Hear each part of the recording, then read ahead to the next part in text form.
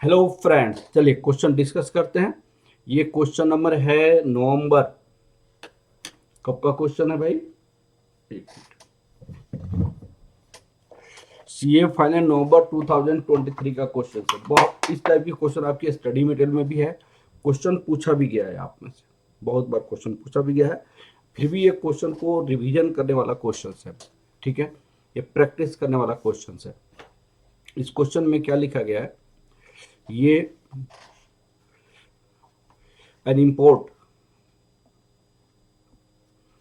An import customer booked the forward contract with the book of 10th April for USA $20,000 due date 10th June। एक importer है जिसको $20,000 की आवश्यकता है। वो किसी बैंक के साथ कॉन्ट्रैक्ट करता है कि मैं उसको $20,000 बाई करूंगा। बैंक ने उनको प्राइस कोट किया $1 इक्वल टू ₹49.40। अब बैंक ये पैसा कहाँ से देगा? बैंक एक दूसरे बैंक से क्या किया, कॉन्ट्रैक्ट किया कि बैंक ये बैंक वो बाई करने के लिए कॉन्ट्रैक्ट किया। कहाँ से बाई करने के लिए कॉन्ट्रैक्ट किया? ₹49.28 के हिसाब से बाई करेगा और इसके हिसाब से बेचेगा। ऐसे कॉन्ट्रैक्ट हो गया। कौन से दिन को? 10th जून के लिए। 10th जून के लिए। ठीक है। The exchange rate on dollar in the interbank market rate, interbank market rate 10th June and 20 जून का रेट ये दिया हुआ है। ठीक है, स्पॉट रेट दी हुई है, स्पॉट जून दिया हुआ है। स्पॉट, इसका मतलब क्या होगा मैं आपको डिस्कस करूंगा। स्पॉट जुलाई दिया हुआ है और फिर स्पॉट अगस्त दिया हुआ है, सितंबर। एक्सचेंज मार्जिन आपको इतना दिया हुआ है, इंटरेस्ट रेट आपको इतना दिया हुआ है। Calculate the how the bank will react if the customer require to 20th June. अगर 20th जून को पहुंचा कस्टमर अप्रोचेज 20th जून, तो आपको क्या डीलिंग होगा, इसमें सारी चीजें बतानी है। सबसे पहले to cancel the contract, exchange difference, swap loss, interest on the out of the funds, cancellation charges, execute the contract और 10th अगस्त का जो एक्सटेंडेड रेट होगा वो बताना है आपको। तो एक्चुअली होता क्या है कि यहाँ पे एक इंपोर्टर है,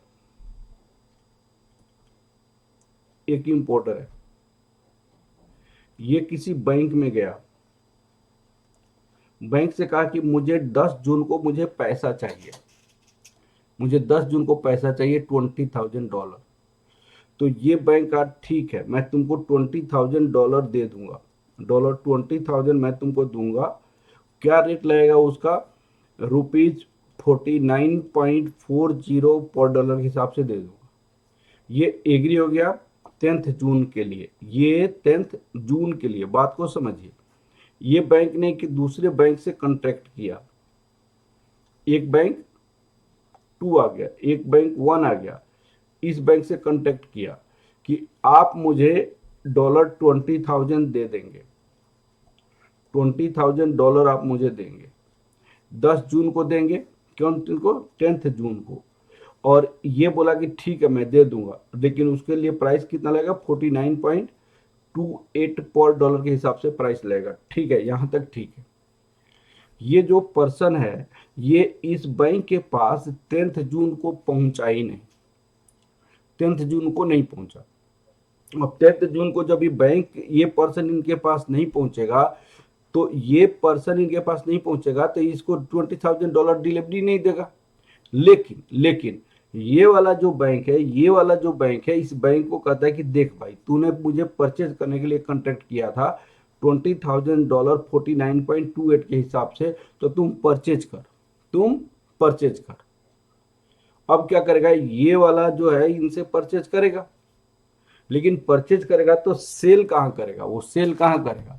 तो सेल करेगा तो एक बैंक आता है, एक दूसरा बैंक आता है। सुनिएगा, एक दूसरे बैंक आता है और एक बैंक 3 आता है।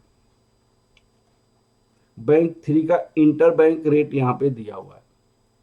तो बैंक 1 इनसे बाई करेगा 49.28 के हिसाब से।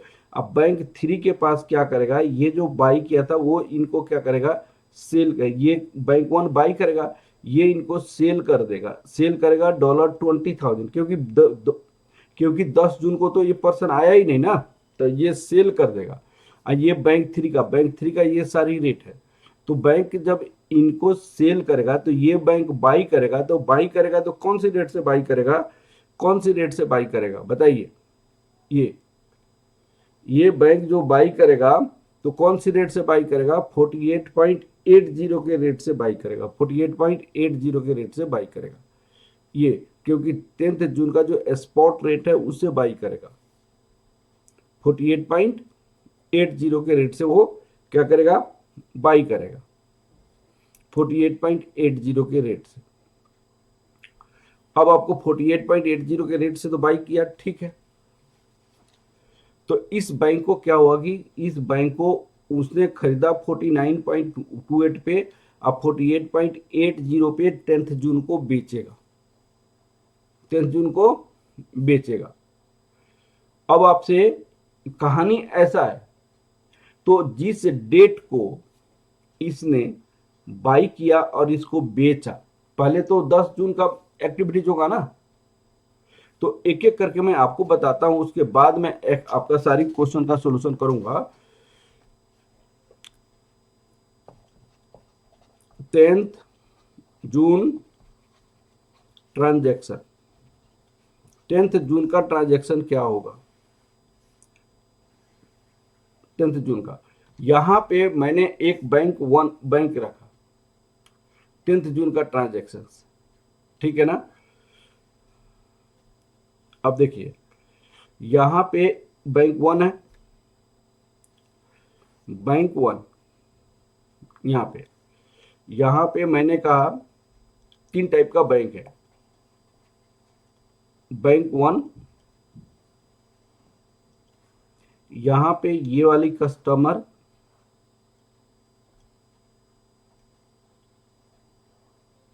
ये कस्टमर हो गया, ये बैंक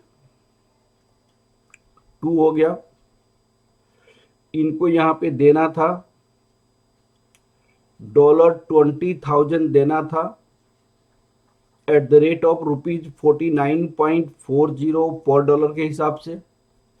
अब इस बैंक से ये बाई करके देगा, इस बैंक से $20,000 वो बाई करेगा eight the rate of rupees कितना, 49.28 पर डॉलर। अब ये पर्सन इनके पास पहुंचा ही नहीं, तो एक बैंक 3 आ जाता है, एक बैंक यहां पे 3 हो जाता है, एक बैंक 3। अब बैंक 3 बाई करके इनको क्या करेगा, यहाँ पे सेल करेगा $20,000, अब $20,000 सेल करेगा, किस रेट से सेल करेगा, तो अभी का जो रेट है, तो इस बैंक 3 के पास जाएगा तो 48.80 पे वो खरीदेगा, ₹48.80 पर डॉलर के हिसाब से वो खरीदेगा। तो बाई किया, इस पे बेचा, 10 जून को ट्रांजैक्शन क्या होगा, बैंक वन, बैंक का मैंने नाम दे दिया आपको, ठीक है, bank one,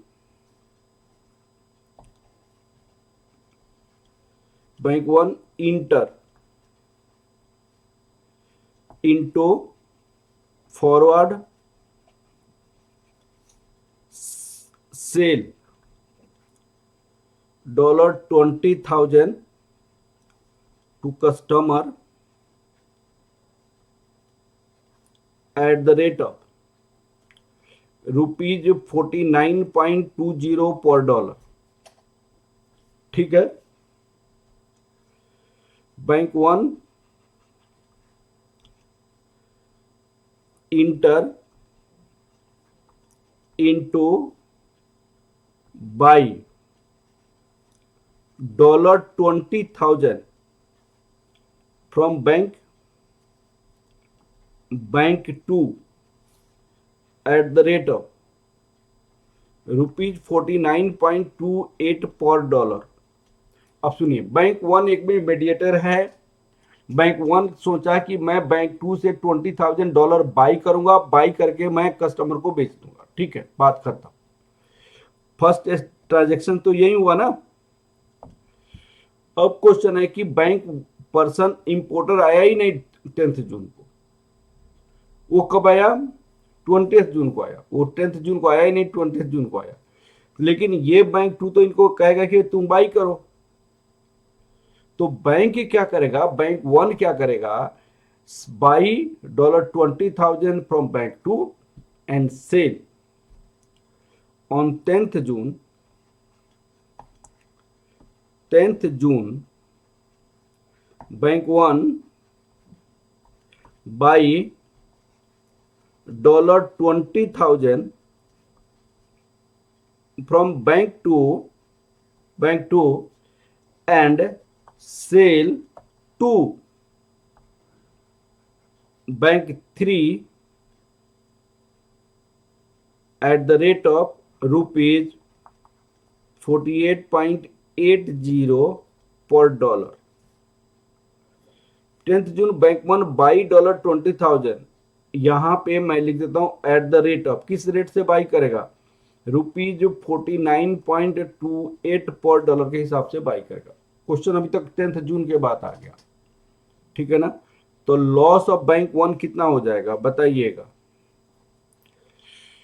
loss of bank 1, भाई $20,000 उसने खरीदा 49.28 पे, उसने बेचा 48.80 पे, तो कितने की लॉस हो गई बैंक 1 को, 20,000 49.28 माइनस 48.80 इंटू 20,000। तो ये कहेगा कि भाई हमें तो इस पे खरीद के इस पे बेचना पड़ा, ₹9600 उनको पे किया। अब सुनिए, अब क्वेश्चन है कि ये वाला जो बैंक है वो 20th जून को आया, 20th जून को, तो 10 दिन का इंटरेस्ट इस पैसे पे, इसका पैसा जो बैंक 1 है, बैंक 1 का पैसा तो ब्लॉक हो गया, तो उसका इंटरेस्ट चार्ज करेगा, interest on ₹9600 for 10 days at the rate of 12%। कितना परसेंट इंटरेस्ट रेट है, 12%। 12% से इंटरेस्ट चार्ज करेगा, तो इंटरेस्ट ₹9600 का इंटू 12/100 इंटू 10/360 रख दीजिए, 360 assumed as 1 year, 96 into 0.12 into 10 divide 360, तो ये ₹32 हो गया। आप 365 भी ले सकते थे, 9600 इंटू 0.12 इंटू 10/365 अगर लेंगे तो इंटरेस्ट आपका कितना हो जाएगा, 9600 इंटू 0.12 इंटू 10 डिवाइड 365 लीजिएगा तो 31.56 हो जाएगा। चलिए मैंने 360 ले लिया, ठीक है ना। अब ये इंटरेस्ट वो कस्टमर से चार्ज करेगा, ये वाला जो लॉस हुआ वो रिकवर हो जाएगा, लेकिन इंटरेस्ट वो चार्ज करेगा। कैसे रिकवर होगा आप सुनिएगा। अब 10 जून को ये बैंक इनके पास आया ही नहीं, बैंक 1 कस्टमर आया ही नहीं, तो कस्टमर नहीं आया, लेकिन ये होगा कि कस्टमर नियर बाई आ सकता है, तो नियर बाई आ सकता है, तो फिर डॉलर कहां से देगा, बैंक 1 कहां से देगा, तो ये बैंक 3 से फिर कंट्रैक्ट करेगा, और कंट्रैक्ट क्या करेगा कि भाई साहब स्पॉट जून पे नियर बाई डेट पे, तो इस पे करेगा, इस पे बैंक 3 से क्या कंट्रैक्ट करेगा, ये बैंक 3 का ट्रांजैक्शन है, मैंने एज्यूम किया बैंक, आपको समझना पड़ेगा लॉजिकली, ये क्वेश्चन को समझने की कोशिश कीजिए। अब बैंक, ये जो बैंक है ये नियर बाई कंट्रैक्ट करेगा कि मैं तुमसे डॉलर फिर 20,000 खरीदूंगा, तो किस रेट पे तुम देगा, तो कहा भाई तो तुम खरीदेगा तो मैं बेचूंगा, तो ये 48.95 के रेट से मैं बेचूंगा तुमको, 48.95 के हिसाब से। तो इस ये थर्ड वाला बैंक का तो इंट्रेंस तब हुआ ना जबकि वो नहीं आया। तो थर्ड वाला बैंक से तो दो ट्रांजेक्शन आपने किया। एक तो ट्रांजेक्शन क्या किया, इस रेट से, इस रेट से आपने खरीदने की ट्रांजैक्शन किया, अभी 10 जून को इस रेट से बेचने की ट्रांजैक्शन की। तो बैंक वन सोचता है कि ये दोनों, ये जो ट्रांजैक्शन किया ये तो फालतू में मेरा हो गया ना। तो फालतू की ट्रांजैक्शन का जो बीच का जो डिफरेंस होता है, बीच का जो डिफरेंस होता है उसको कहते हैं स्वैप लॉस। उसको क्या कहा जाता है, स्वैप लॉस कहा जाता है। तो ये आपको स्वैप लॉस, स्वैप लॉस किसे कहा जाता है भाई, अगर मान लीजिए, सुनिएगा, बैंक वन कभी ना कभी तो आएगा ना, बैंक वन के पास एक कस्टमर तो आएगा, कस्टमर ने ट्रांजेक्शन किया हुआ है, तो 10 जून को नहीं आया, लेकिन बैंक वन को है कि भाई नियर बाई आएगा, तो उसको डॉलर में कहां से दूंगा, तो डॉलर कहां से दूंगा, तो डॉलर खरीद के दूंगा, डॉलर कहां से खरीदेगा, तो इस बैंक से कॉन्ट्रैक्ट किया कि मैं तुमसे डॉलर खरीदूंगा, तो बैंक ने बोला ठीक है, डॉलर खरीदेगा तो 48.95 पे मैं बेचूंगा। तो ये बैंक ने कहा कि मैं, ये बैंक थ्री के साथ मैं जो दो ट्रांजेक्शन किया, बैंक खरीदने का और बेचने का जो ट्रांजेक्शन किया, वो कस्टमर के नहीं आने के कारण हुआ, नहीं आने के कारण हुआ। तो ये जो दोनों के बीच का जो खरीदने और बेचने का जो डिफरेंस होता है उसको कहते हैं स्वैप लॉस। तो स्वैप लॉस हमारे पास क्या हो जाएगा, स्वैप लॉस, सेकेंड पार्ट का आंसर मैं एक एक करके आपको समझाता हूं, एक एक करके समझाता हूं। स्वैप लॉस, $20,000 उसने contract, bank one inter into the by, bank यहां पे लिख सकते हैं bank one inter into, inter into by $20,000 at the rate of rupees 48.95 at near by उन्होंने क्या, spot June, spot June near by rate पे। तो यहां पे 48.95 पे बैंक थ्री से खरीदा, अब 48.80 पे बेचा। तो ये काम इसीलिए हुआ कि वो ट्रांजैक्शन 48.95 माइनस 48.80 इंटू 20,000, तो ये 3,000 आपका रुपया जो हो गया ये स्वैप लॉस कहा जाएगा। स्वैप लॉस जो भी डिफरेंस होता है वो स्वैप लॉस, ठीक है। अब सुनिए, अब आपसे क्वेश्चन, ये इंटरेस्ट हमारे निकल गया, स्वैप लॉस निकल गया। अब आपको कस्टमर आएगा, कस्टमर सुनिए, कस्टमर आया वो 20 जून को, कहा कि भाई साहब मैं आपसे नहीं आ पाया, इसकी आप क्या करो, आप एक्सचेंज डिफरेंस बताओ क्या मुझे देना पड़ेगा, एक्सचेंज का डिफरेंस, एक्सचेंज। उसने कहा कि देख भाई तुम मुझसे खरीदो इस रेट पे, पहले इस रेट पे तुम खरीदो, इस रेट पे खरीदो, और तुमको तो जरूरत नहीं है आज की डेट में, तो तुम मुझे बेच दो, बेच दो। कौन सी रेट से बेचोगे, जाओ मार्केट में बेचो, मार्केट में 20 जून का रेट क्या है, ये रेट चलेगा, मार्केट में 20 जून का रेट क्या है, ये रेट। तो ये तो इंटर बैंक रेट है ना, ये तो इंटर बैंक रेट है, ये मार्केट का इंटर बैंक रेट है, मार्केट का इंटर बैंक रेट है। तो आपको इंटर बैंक जब रेट है, इंटर बैंक रेट है, तो ये मार्केट का इंटर बैंक रेट है। तो इसमें आपको कस्टमर जब बेचने जाएगा, कस्टमर बेचने जाएगा तो इतना कम पैसा में क्या करेगा वो, बैंक खरीदेगा। तो बैंक खरीदेगा तो on Beed rate of calculation of, यहां पे फर्स्ट पार्ट का आंसर निकालने में जा रहा हूं, फर्स्ट पार्ट का आंसर, फर्स्ट पार्ट का आंसर देखिएगा। इस क्वेश्चन में थोड़ा सा आपको समझना पड़ेगा, calculation of Beed rate of customer and bank at 20th June, 20th जून को निकालना है। तो $1 इक्वल टू बैंक बाई करेगा, बैंक बाई करेगा किस रेट पे बाई करेगा, 48.68 पे, 48.68 पे। मार्जिन क्या है, लेस एक्सचेंज मार्जिन, बाई करेगा तो कम रेट से बाई करेगा, एक्सचेंज मार्जिन माइनस करते हैं, खरीदेगा तो less exchange margin, bid rate of customer and bank at 20th June less bid margin, तो 0.10% ऑफ 48.68।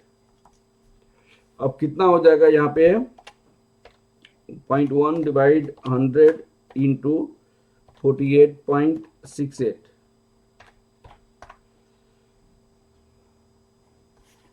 तो 0.0487 हो जाएगा। तो ये माइनस करेगा तो $1 इक्वल टू रुपीज माइनस 48.68 हो जाएगा। तो ये हो जाएगा 48.6813। राउंडेड ऑफ करेंगे, राउंडेड ऑफ आपके इंच, राउंडेड ऑफ किया हुआ है, rounded off $1 equal to rupees 48.6325। अब बैंक वन कहेगा देख भाई तुमको ये बेच दो उस रेट पे। अब 20 जून को जब आएगा कस्टमर कहेगा कि मुझे तो तुमको बेचना था ये 49.40 पे, तो खरीद, इस पे खरीद, अब तुम जाके बेच बैंक 3 को इस रेट पे 48.68 के रेट से। अब आपको दोनों के बीच का जो डिफरेंस होगा तो आपको exchange difference payable, exchange difference paid by bank, exchange difference required to pay, required to pay, required to pay, paid, required to pay,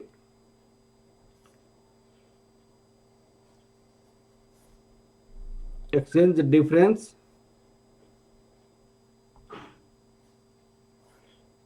paid by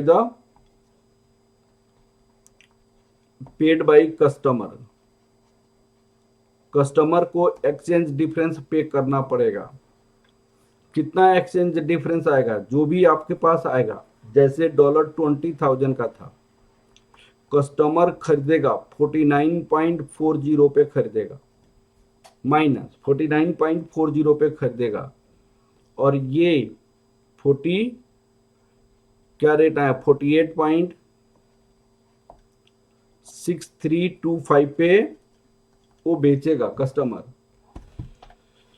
तो 49.40 माइनस 48.6325 इंटू 20,000, तो 15,350 ये जो होगा कस्टमर से बैंक वन लेगा। तो बैंक वन क्या क्या लेगा, बैंक वन लेगा, देख ये वाला जो डिफरेंस है वो पैसा तो मुझे दे दे जो तुमको लॉस हुआ है। दूसरी बात, तुम्हारे कारण ये पैसा मेरा ब्लॉक हो गया, लास्ट में तो तुमने पैसा दिया मुझे देगा, लेकिन ये पैसा ब्लॉक हो गया तो 10 दिन ब्लॉक हुआ, उसका इंटरेस्ट 32 रुपीज। तुम्हारे कारण एक थर्ड बैंक को मैंने कंसीडर किया, उस थर्ड बैंक से मैंने बाइक का कॉन्ट्रैक्ट किया फिर तुमको देने के लिए। अब मैंने स्पॉट पे उससे बेचा था, उसका जो डिफरेंस है 3000, ये मुझे स्वैप लॉस है। तो ये तीनों का तीनों लॉस तुम्हारे कारण हुआ, तो इसीलिए तीनों का तीनों लॉस वो कौन कर लेगा, वो बैंक कैंसिलेशन चार्ज के रूप में लेगा। इंटरेस्ट ऑन आउट फंड्स, ये आपको समझ आ गया सी पार्ट का answer. Interest on out funds C part का आंसर। सबसे पहले हमने इंटरेस्ट शायद निकाला था।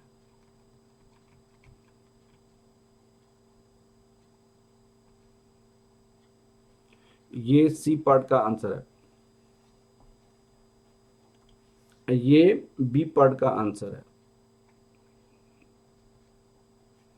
एक्चुअली ये बी पार्ट का आंसर है, और ये जो निकला मुझे, ये आपका ए पार्ट का आंसर है। ए पार्ट का आंसर। अब आपको लास्ट में हमारे पास ए बी सी निकल गया। अब आपको कैंसिलेशन चार्जेस, अब डी पार्ट का आंसर लिखिएगा। रुकिए 1 मिनट।